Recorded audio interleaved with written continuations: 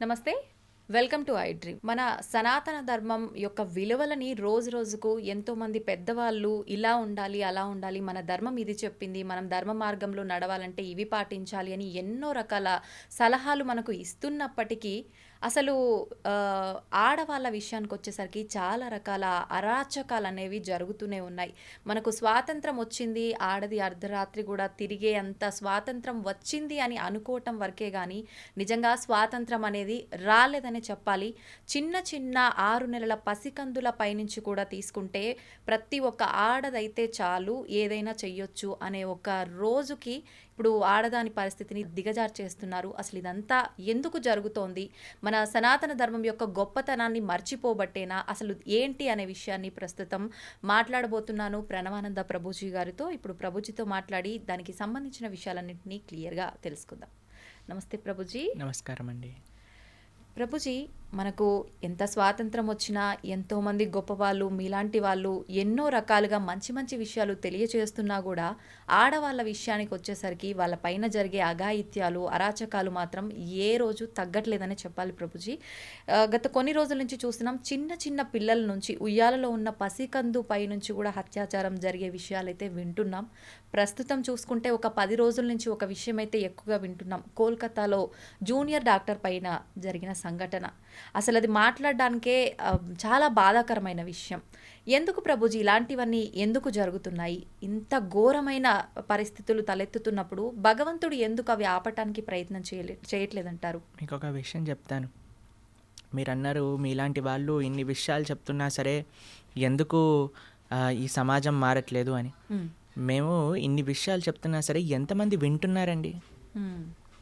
ఎంతమంది తల్లిదండ్రులు తమ పిల్లల్ని ఒక మంచి మార్గంలో మంచి ఎగ్జాంపుల్స్ చూపించి పెంచుతున్నారండి? ఇప్పుడు ప్రస్తుత సమాజంలో ఎలాంటి సీరియళ్ళు నడుస్తున్నాయి, ఎలాంటి సినిమాలు నడుస్తున్నాయి మీకు తెలియదా? స్త్రీని ఒక లేడీని ఎంత ఆబ్జెక్టిఫై చేసి చూపిస్తున్నారు. మనం చూడట్లేదా అండి ఈ ప్రపంచంలో? చూస్తున్నాం. సినిమాలు ఎక్కడైతే స్త్రీలని కొడుతున్నారో, ఎక్కడైతే స్త్రీలని హింసిస్తున్నారో అటువంటివన్నీ సూపర్ డూపర్ హిట్ అయిపోయి 100 రోజులు నడిచిపోయి అందరూ ఎగబడి అలాంటి సినిమాలకు వెళ్ళి చూసేస్తున్నారు కదా. మరి అలాంటి విషయాలను ప్రోత్సహించినప్పుడు మరి ఈ సమాజంలో అలాంటివే కదండి అయ్యేది.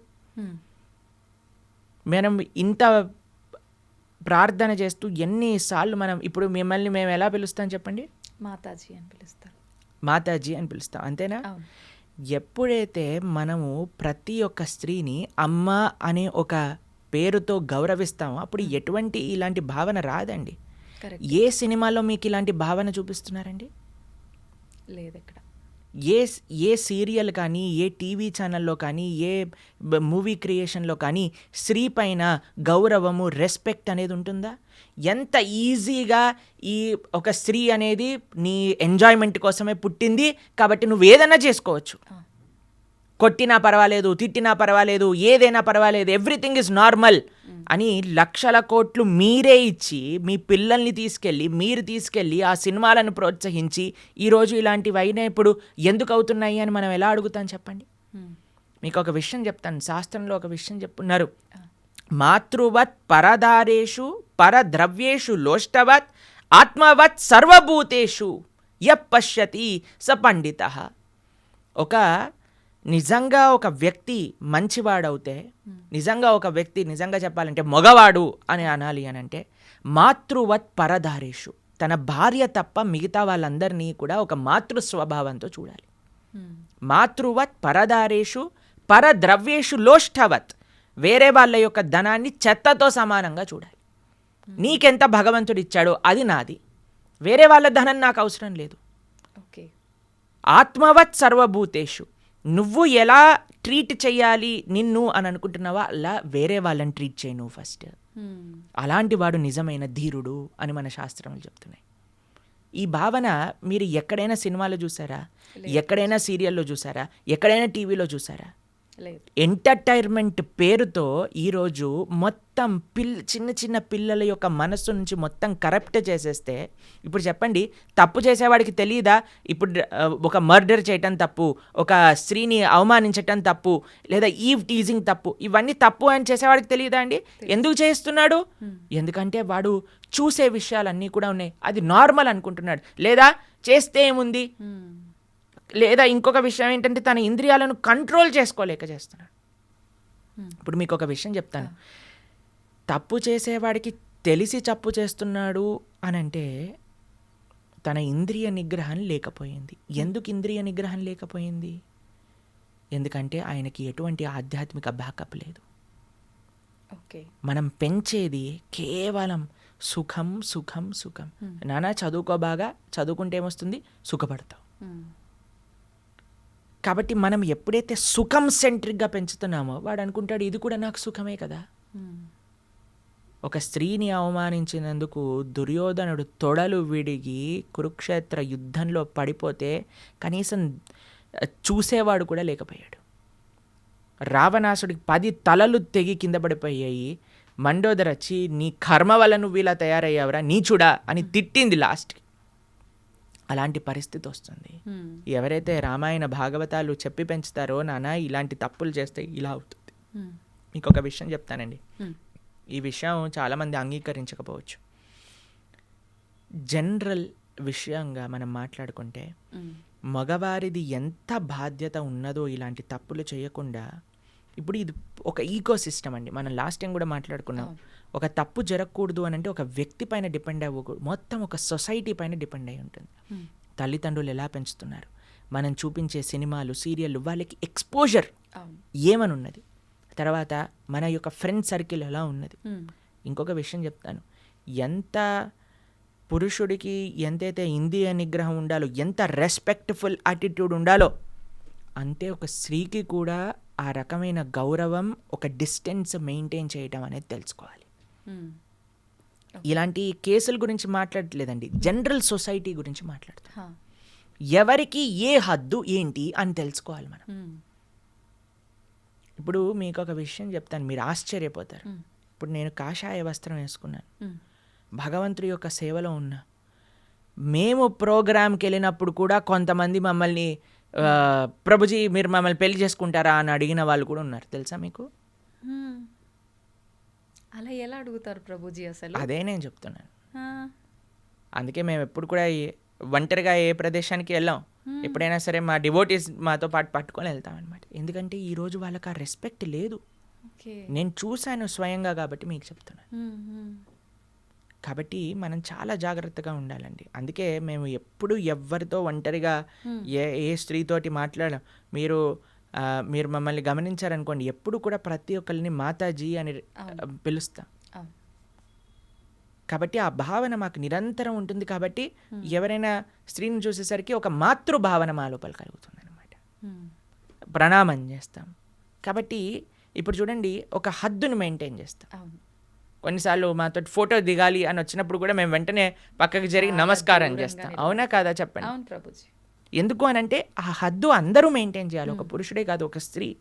ఏ విధంగా అంటే మన యొక్క వస్త్రధారణ ఎలా ఉన్నది, మనం ఎంత క్యాజువల్ అయిపోతున్నామో, ఎంత డిస్టెన్స్ చేస్తున్నాం అనేది చాలా ముఖ్యంగా చూడాలండి. కాబట్టి మీరు ఒక ఏమంటాం, ఒక పెనం పైన, కాలుతున్న పెనం పైన వెన్న వేశారనుకోండి, కరుగుతుందా లేదా చెప్పండి? ఏయ్ నేను కాలుతాను కానీ నువ్వు కరగద్దు అని అంటారా? వెన్న ఆగగలుగుతుందా అండి? సాధ్యపడదు. కాబట్టి మనం ఈ హద్దును మెయింటైన్ చేయాలి, ఒక స్త్రీ ఒక అందుకే మన సనాతన ధర్మం is a very beautiful society అండి.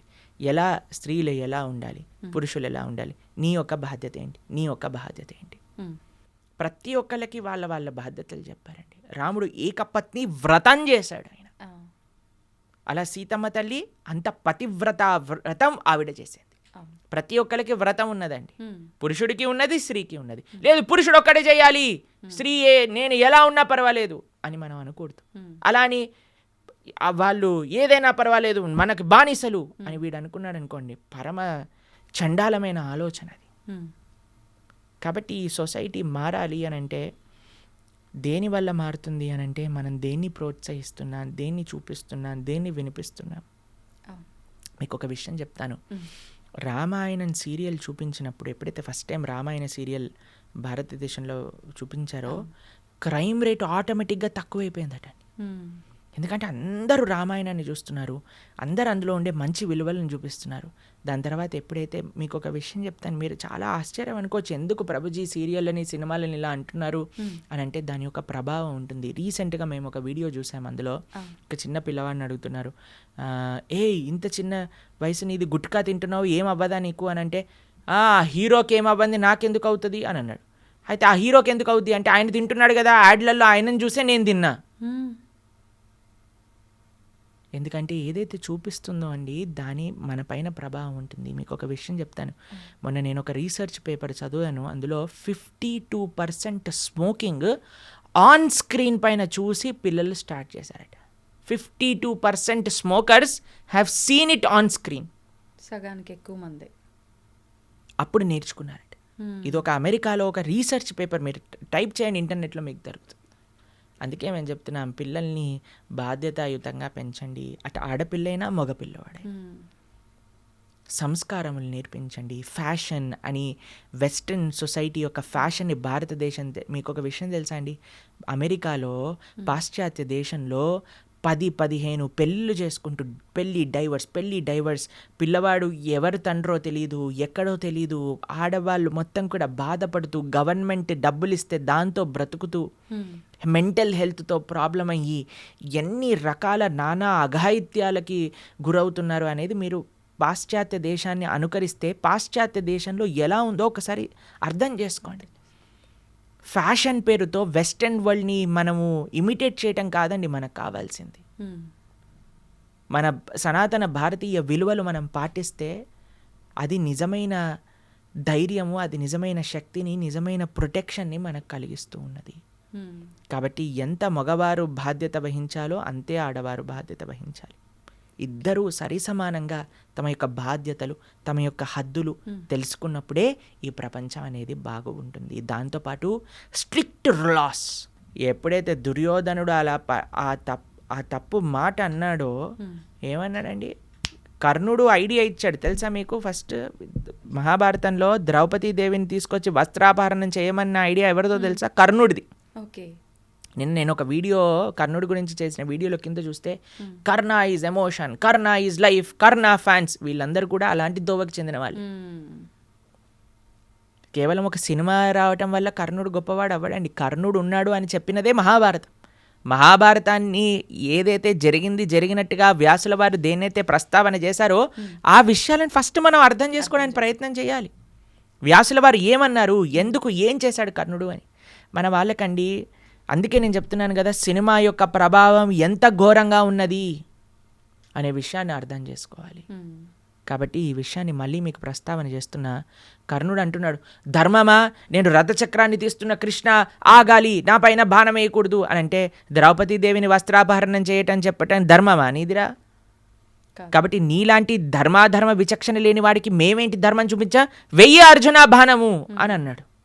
కాబట్టి ఎవరైతే ఇలాంటి తప్పులు చేస్తారో వాళ్ళకి కఠినాతి కఠినమైన ఘోరమైన శిక్ష వేస్తే మిగతా వాళ్ళందరూ భయపడాలి. అలా ఉండాలండి. కాబట్టి గవర్నమెంట్ స్ట్రిక్ట్ యాక్షన్, ఇంకా యాక్షన్ తీసుకోకుండా వాడిని ఏదో కాపాడాలని చూస్తున్నారు కదా, అలా కాకుండా స్ట్రిక్ట్ యాక్షన్ అనేది తీసుకోవాలి మనం. అప్పుడే ఈ యొక్క సొసైటీ అనేది బాగుపడుతుంది.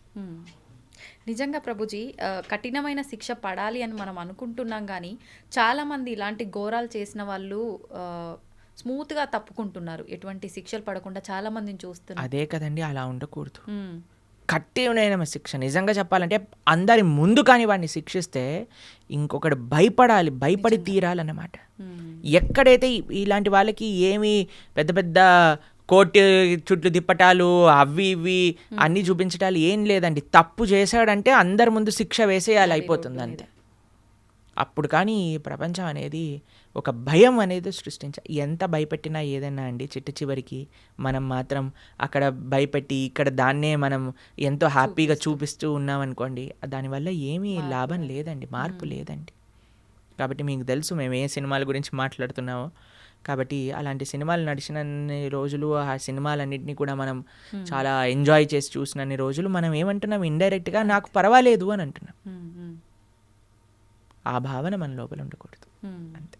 హరే కృష్ణ. హరే కృష్ణ ప్రభుజీ, నిజంగా చాలా చక్కగా వివరించారు. ప్రతి ఒక్కరు కూడా మీరు చెప్పిన విషయాలు పాటిస్తే ఖచ్చితంగా మార్పు ఉంటుంది. ధన్యవాదాలు ప్రభుజీ. హరే కృష్ణ.